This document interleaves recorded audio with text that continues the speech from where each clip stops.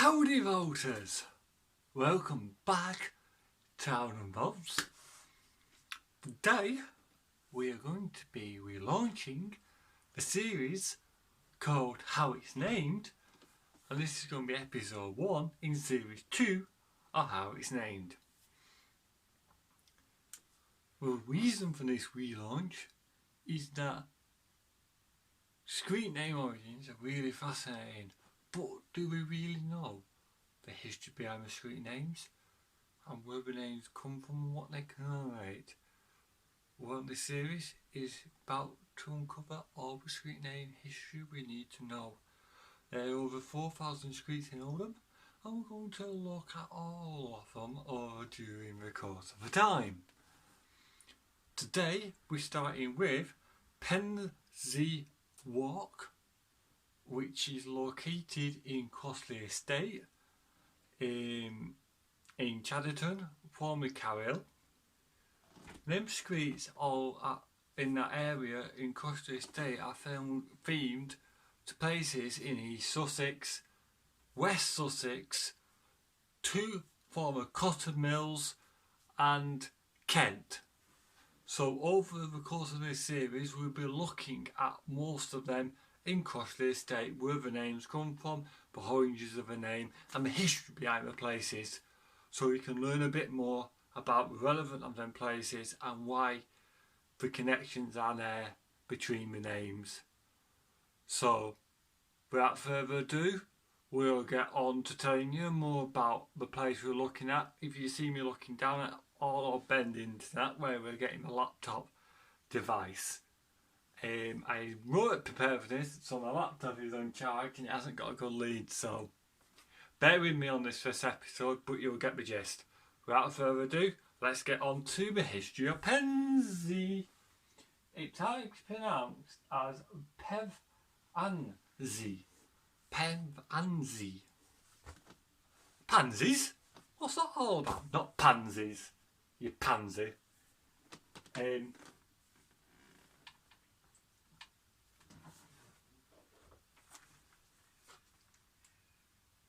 It's a civil parish village in the Wilden district of East Sussex.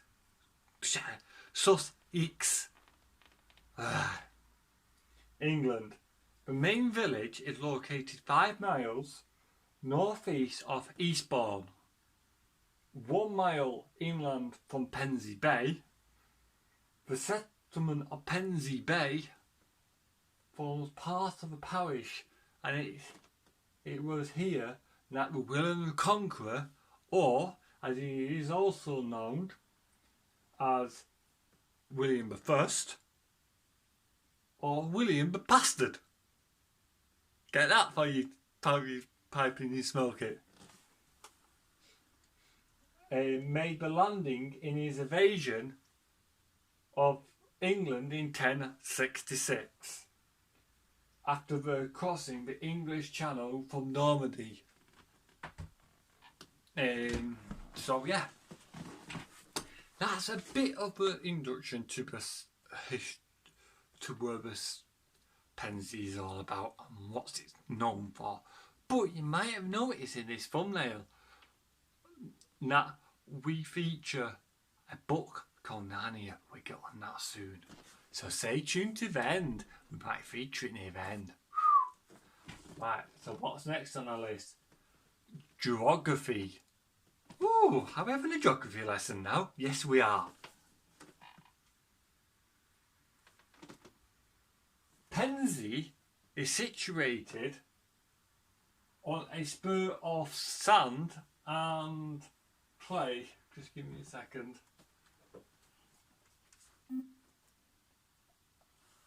About 33 feet, 10 metres above sea level.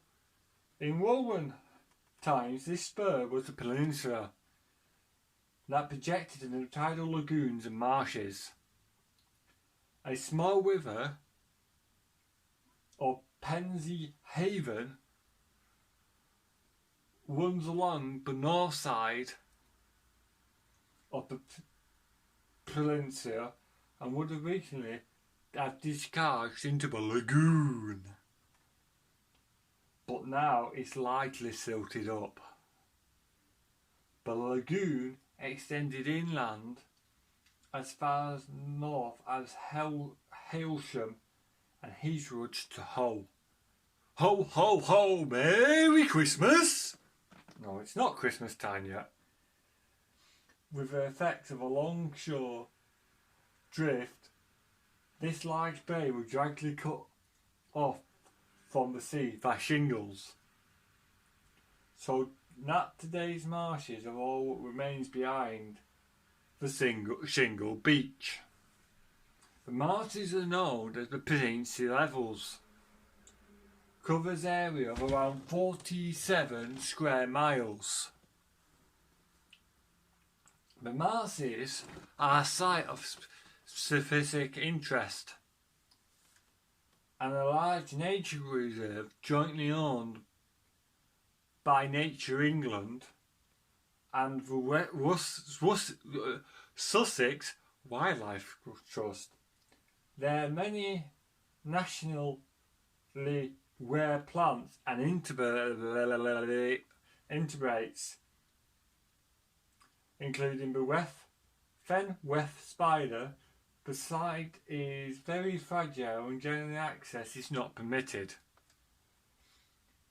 Pevensey is also the start point for the 1066 Country Walk, which is a long district footpath which goes through many of the Sussex historical sites in the area.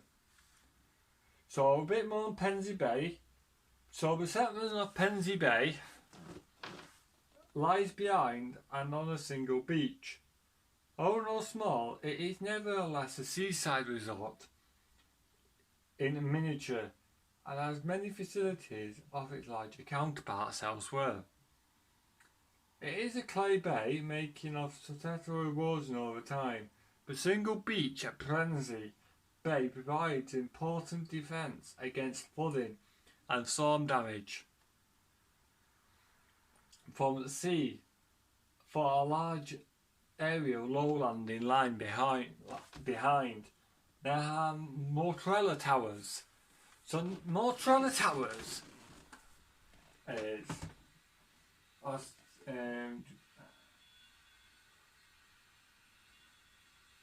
were constructed in 1806 as part of Neapolitan coastal defences, and similar towers were built all over the country during other wars, and you can use or pillboxes as they were normally known. And there's quite a few dotted over the Saddleworth moors. But yeah, so are we ready now to find out where the name comes from? What it's all about? What makes this name? Well, let's find out, shall we? Let's go back to our consultant. So the early evidence of the name Pevensey is in late copies of the charter dated to 1788 and 1790. The name occurs in a variety of forms, including, let's do this, let's have a look. Pevensey, Pevensey, Peninsula. The name means river of a man named Pervan. A river named Pervan after a man called Pervan, and derives from an Anglo-Saxon personal name Persvan plus EA, river, presumably a reference to the now largely silted up Persane haven. The spellings Pevensey, Pemzua, includes local pronunciations Pimsey and Pemsey. So, not going to go too much over the history of the place now, but just going to cover a couple of things. Just let me have a wet the whistle. Cheers, big girls!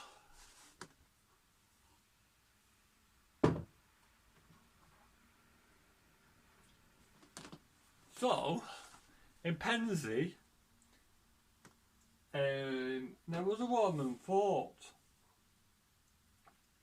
by the 4th century AD, but to the south and east of the province of Britannia was under frequent attacks from the raiding Bavarian tribes, including Jutes and Saxons.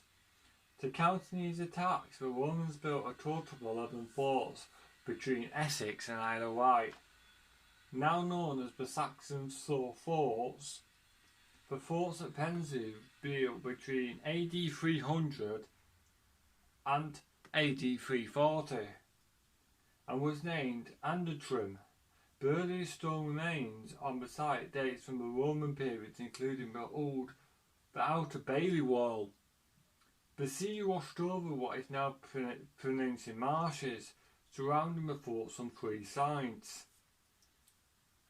And then later on, when William the Conqueror invaded Sussex in September 1066, there were no defenders at Pevensey, and the bay provided a safe haven for the invading fleet.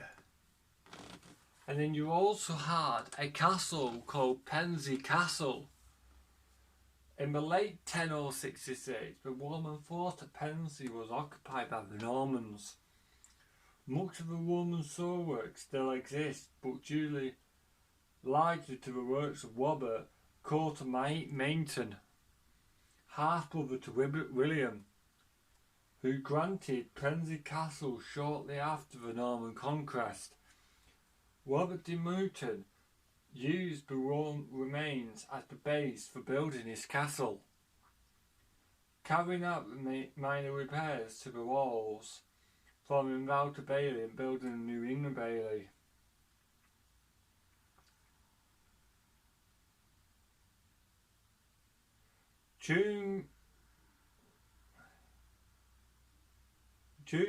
As late as 1942, small additions were made to the castle for the defence of Britain, and it was used to spot German aircraft during World War II.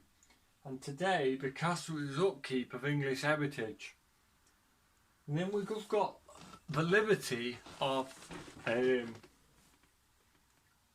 Pevensey. The liberty of the Lowry, not to be confused with the famous Lowry of Salford, the painter,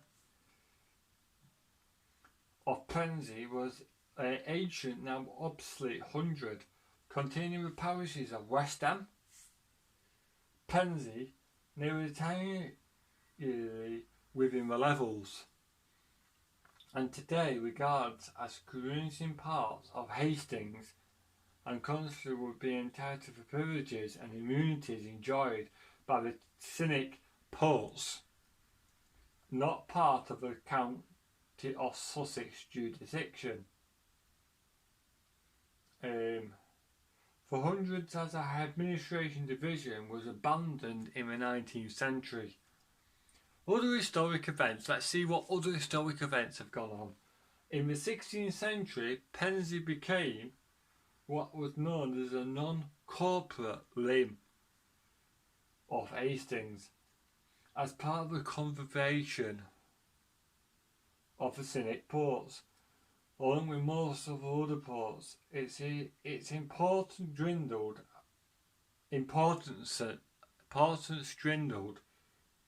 as ports themselves became disconnected from the sea. During the 18th and 19th century, Pevensey Bay became involved in the South Coast smuggling trade. Naughty people smuggling people in the trade. Naughty. Since it was one of the easier places to land contraband. In 1833, a violent clash occurred between the smugglers and the custom men at Pevensey Bay. Some of the more than 100 more towers were erected along the beach at Pevensey Bay at the beginning of the 19th century against the Napoleonic attack, like we covered before. So the governance, who looks after the town of Pevensey or the village? Shall we find out? So in 1207, the town was granted a royal charter by King John and governed by the Pevensey Corporation. With the decline in the town's importance by the 19th century, the corporation was eventually dissolved in 1886 and the town lost its borough status. The records of corporations are held at East Sussex Record Office at Brighton, and the voluntary body, the Pevensey Town Trust, was formed to manage the properties which had formerly belonged to the corporation, most notably the old courthouse. So, the village and the parish consists of 12 elected councillors. And Pevensey is also part of the electoral ward of Pevensey and Westham. So Wigglesworth buildings, it's full of churches. So the main notable ones are the St Nicholas Church, the St Wilfrid's Church, the Wesleyan Methodist Church, Pevensey Bay Free Church, Holyrood Catholic Church. So that's pretty much all about the churches. Then the transport is the A529 road passes through Pevensey, but the A259 road links. It goes through Hampshire, West Sussex, East Sussex, and Kent. It's the largest Zone 2A road in Great Britain. The main parts of the road connects Brighton, Eastbourne, Wye, and Folkestone. Wye is coming up later in this series, and there's a street called Wye Walk. We will cover that in another video. The town has 2 railway stations serving the area. Pevensey and Westham, it's on the East Coastway line, provided by Southern. And Pevensey Bay serves Pevensey Bay in East Sussex. It's on the East Coastway line, and trains are provided by Southern again. Excuse me. So, let's have another drinky poos. Cheers.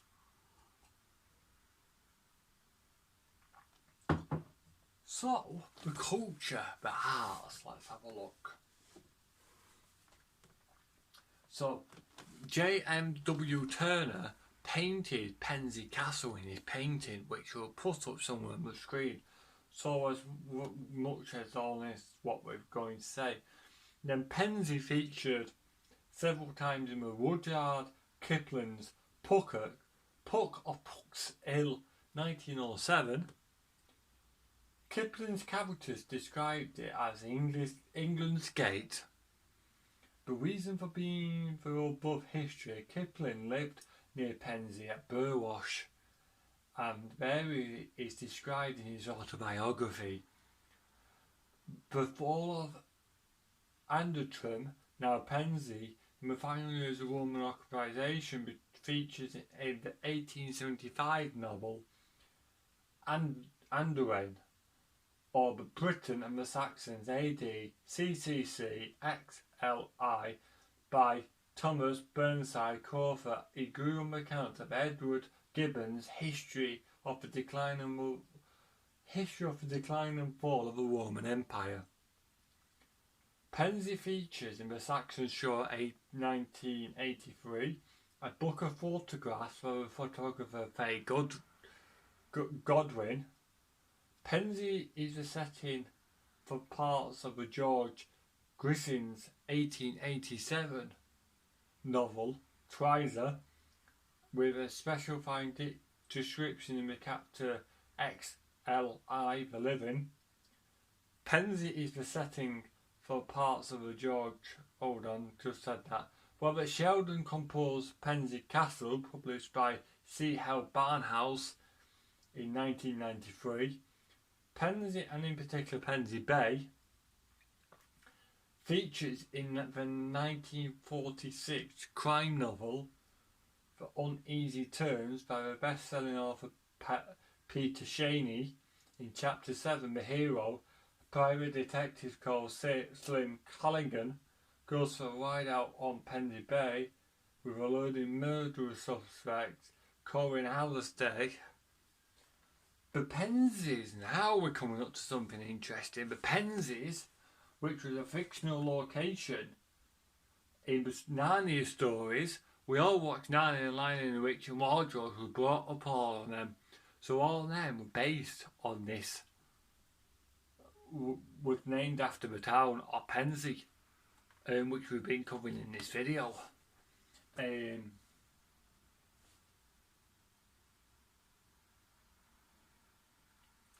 the books were originally published between 1950 and 1956 as the Chronicles of Narnia by C.S. Lewis.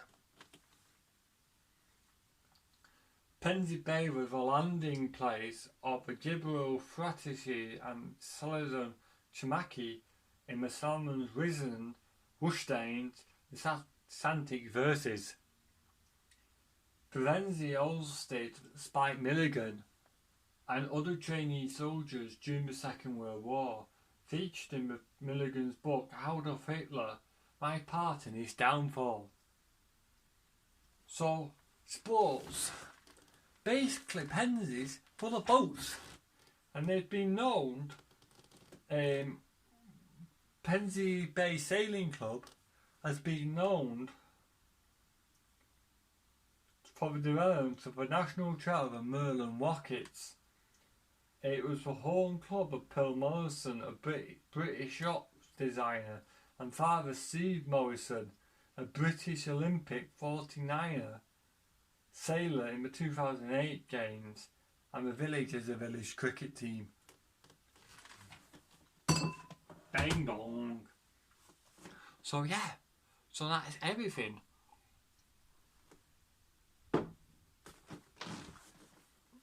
You need to know about Pevensey, its history with the Romans, the Normans, the Saxons, William the Conqueror, and also its part in the Chronicles of Narnia series books, which were later made into videos and movies.